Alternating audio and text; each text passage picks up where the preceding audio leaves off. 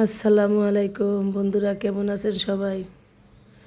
আসলে মনটা এত খারাপ যাচ্ছে, মানে কোনো ভালো খবর নাই। যেদিকেই তাকাই শুধু একটার পর একটা দুর্ঘটনা।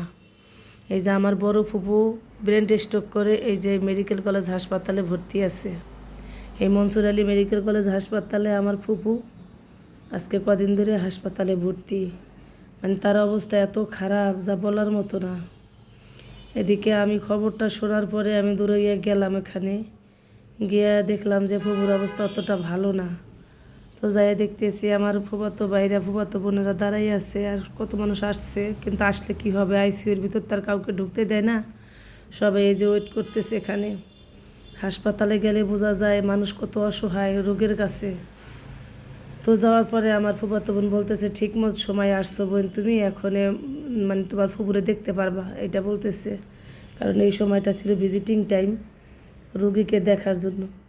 তো আমি গেলাম, যাইয়া অপেক্ষা করলাম কতক্ষণ। তারপরে আমার ওই ফুফাতো ভাই বলতেছে, যা আপা আপনি চলে যান ভেতরে।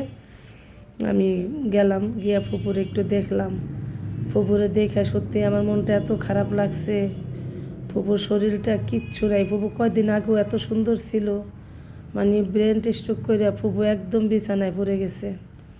তো আমার ফুপুর বয়স হয়েছে, সবাই আমার ফুপুর জন্য দোয়া করবেন। এই যে আমার ফুপু, আল্লাহ যেন তাকে সুস্থ করে ভালো করে। আমার ফুপুর জন্য সবাই একটু দোয়া করবেন।